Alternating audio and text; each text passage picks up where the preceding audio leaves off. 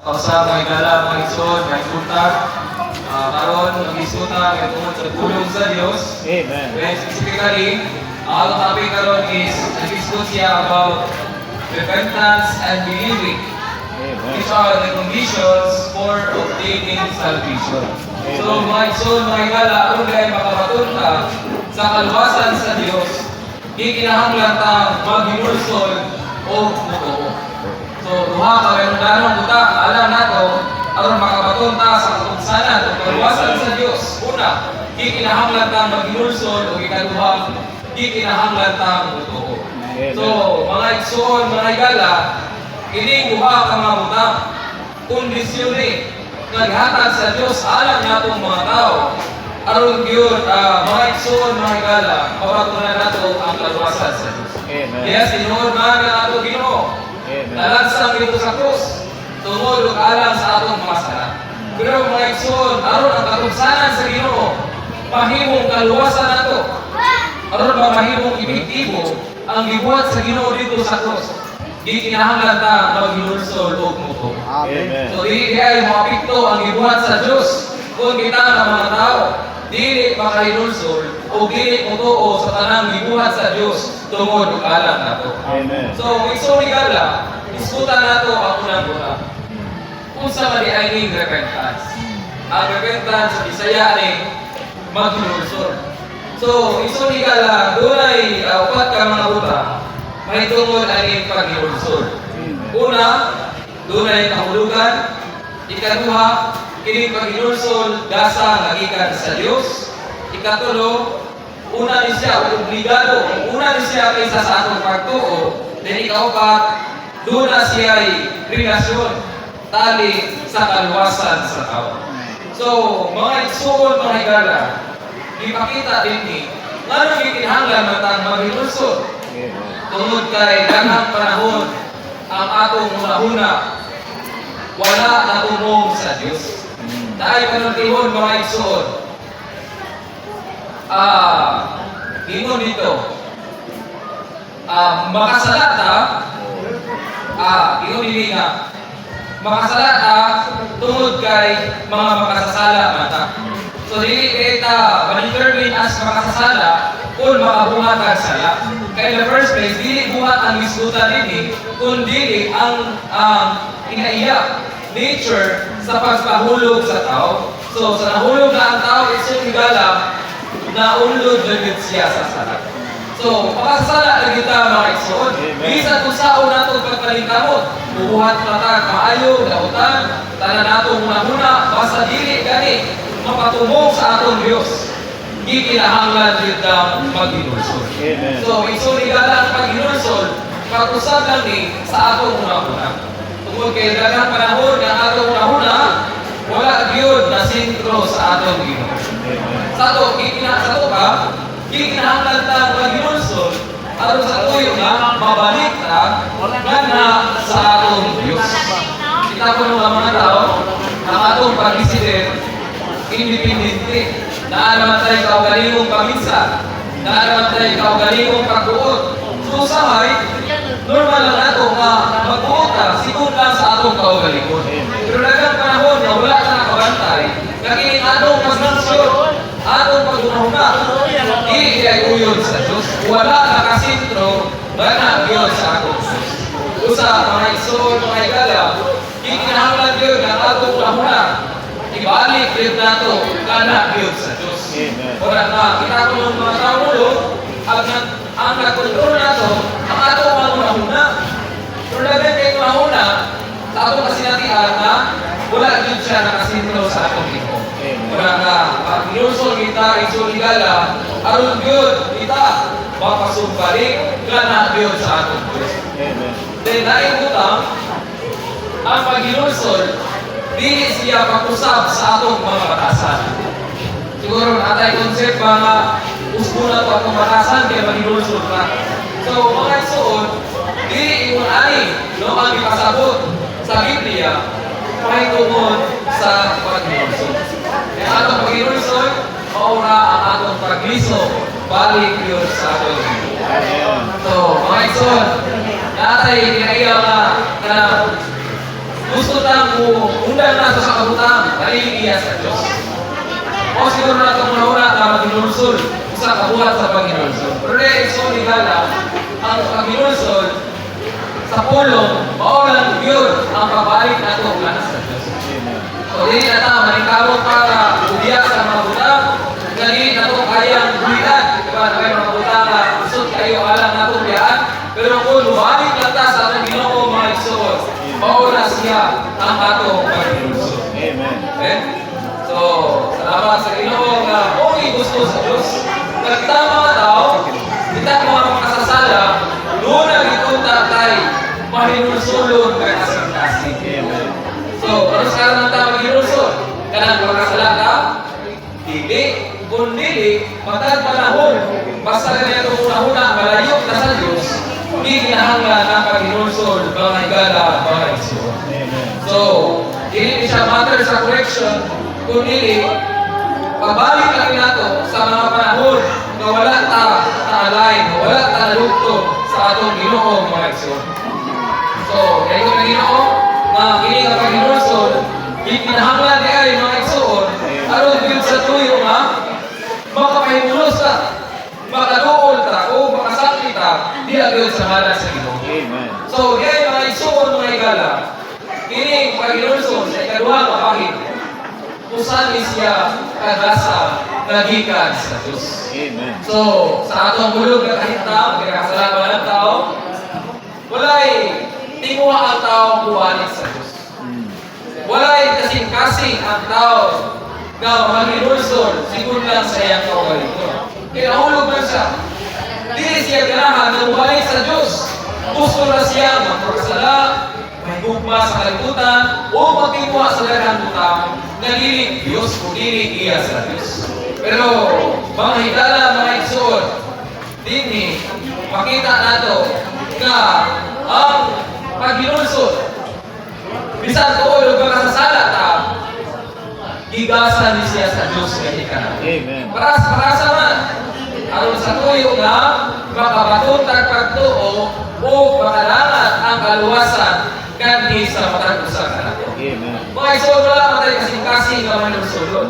Apan pinaagi sa pagpatalinog nato sa pulong sa Ginoo. Amen. Maka-realize na ba? Makasasala ang mga tao. Pero anong giluwas mo ko sa Ginoo? Anong gitubos mo ko sa Diyos? Mga igsoon, ini nga pagkaan ko, magdala nato, makita ang mga tao, di kinahanglan nila yung paghinulsol. Una, ini nga paghinulsol, gikan ni siya sa Diyos. Amen. So, imagine ba mga igala, mga igsoon, ang paghinulsol, yata kung kita sa Diyos na niyato, para kita, ubalik lang yun, ganat yun sa atong Ginoo. So, salamat sa ruwa, sa Espiritu na ninato, na taliwalas ng hektang, nagtagat yun ang atong Diyos mga igsoon.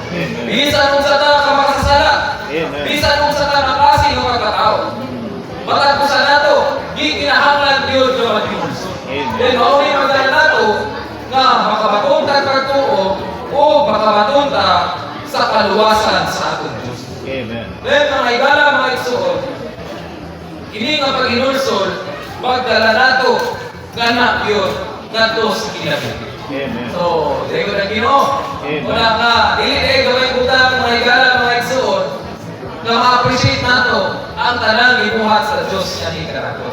Kita gali, kung naay sa katawang maayong nga nato, tabang sa atong kasulangon sa paginahanglan, maka-appreciate na nga kita. No? Gabi ni kawana sa una-o, kaya kung panahon nga, alaot, parang wala kayo ko, naasya nga kaduulan ako.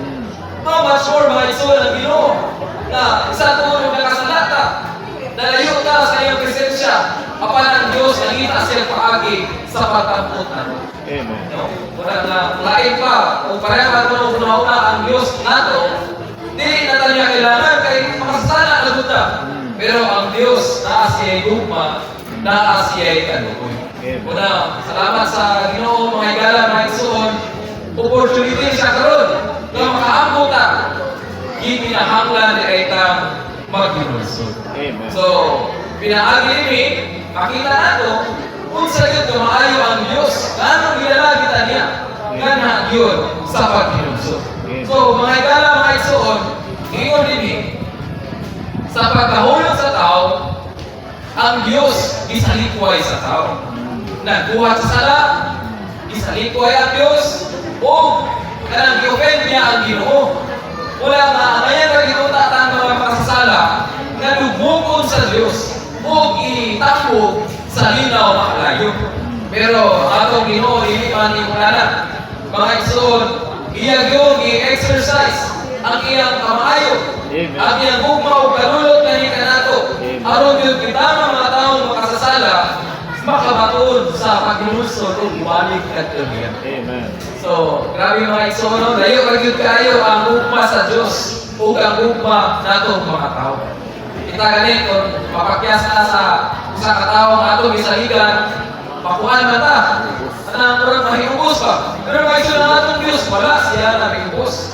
Ngani, nakita siya paagi, tungod sa iyang kaayo o kanunod, aron yun kita mga makasasala, ubalik na niya. Pinunggan mga igsoon sa itong kasinatian. Sahay, kung maayo ang mga pangitabo sa itong kinabuhi, dili kita magkagad ng Diyos. Malibayon kita. Dili kita magkagad sa pulong sa Diyos.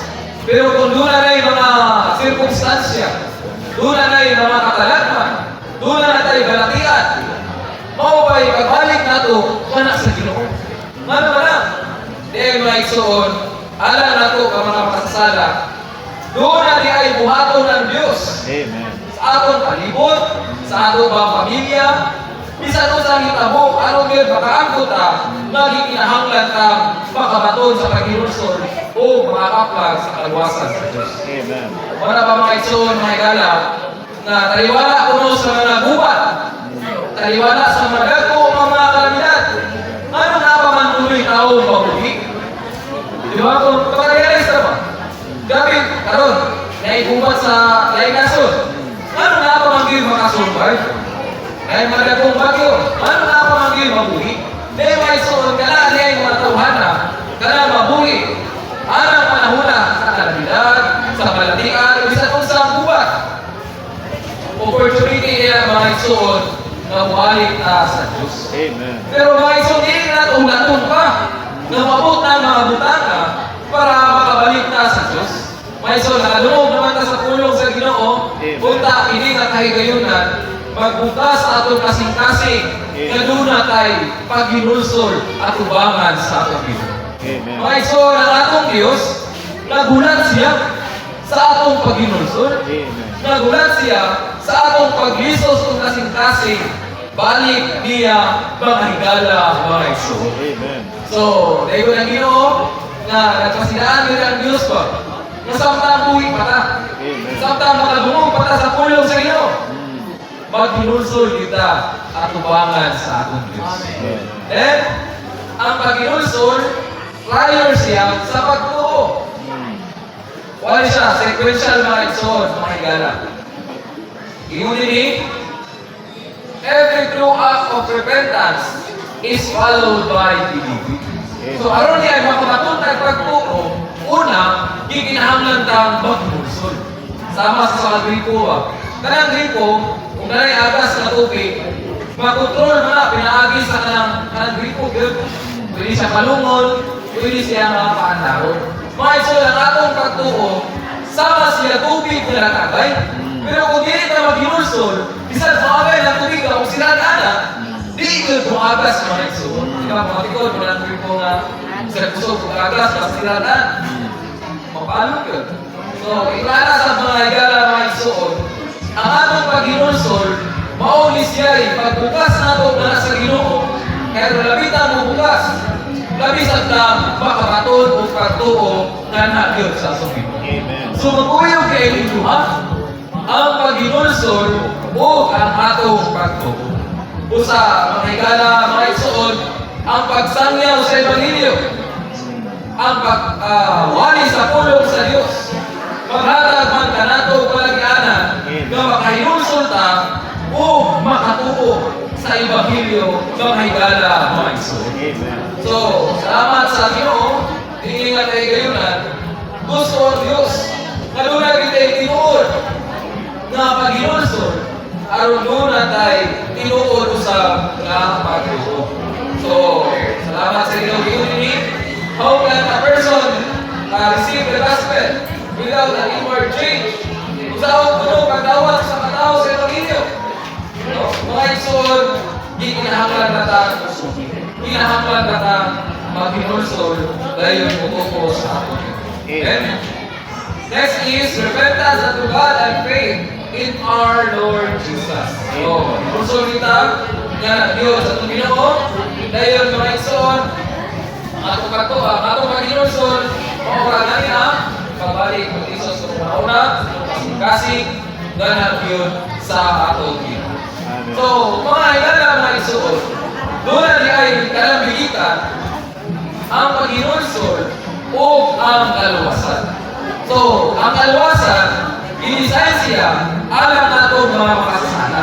Pero alam nato makasasala, gitinangan kang maghinulsol aron mapatunan nato ang kaluwasan na ginanyag sa Diyos na iyan. Dosa, gitinangan ka una, uripet, maghinulsol aron sa tuyo na maluwas ka. Dahil aron mapatunan nato ang kaluwasan, gitinangan kang muagi sa pipila ka paghinulsol mga higala, mga iso. Bisan sa mga tagusan nato, ingon kita nga, nagkakita mga pagpunamon, mga utama, iniiya sa Diyos, na atong pinahuna, na atong iplano, atong pinuha, pero mga higala, mga iso, hindi pa man lahit. Matagusan nato, pag hinulsol kita, aron yun mga maton, hindi na kaluwasan. Mga ingon sa atong pinuha. Pag hinulsol mo, kayo na ang inalian sa mga lahit. Wala pa mga iso, mga higala, sa wala pa katong Ginoo, doon ay Juan Bautista na bautismo sa paghinulsol aron sa tuyo sa pag-anda sa pag-anhi sa atong Ginoo. Usa mga isulod mga higala, di ay ni pag-o ining kulong paghinulsol. Kay mauni ang paagi nga gitudo sa Dios nga hikanato aron kita mga makasasala makapaton sa kaluwasan sa atong Dios. Okay? So, yung Ginoo na ianggan rin sa Ginoo ang tanan, aron rin sa tuyo nga makahinulsol ta o makapaton sa kaluwasan sa Dios. So, unsa man ang atong buhaton? Una, maghinulsol ta alang sa kapasayloanan sa atong mga sala, maghinulsol ta ngadto sa kinabuhi o maghinulsol, repent, repent and be baptized. So, salamat sa Ginoo, dili na kay kayunan, mga higala, mga igsoon, ang kaluwasan na gitanyag sa Dios, dili mani butang nga atong paabuton sa unahan. Kundi karuni ka panahon, samtang nakadungog ta sa pulong sa Ginoo, maghatag din nato kasing-kasing ng malulsulon o matinuuhon na mo'y magdala nato sa pagkapla o pagkabato nato sa kaluwasan sa Diyos. So, ako siya ang unang nakang ang paghinulsol. Dahil ang ikaluwang utang, mao ang pagtuo. So, kining pagtuo, mga higala, mga igsoon, ipadayon na rin siya sa atong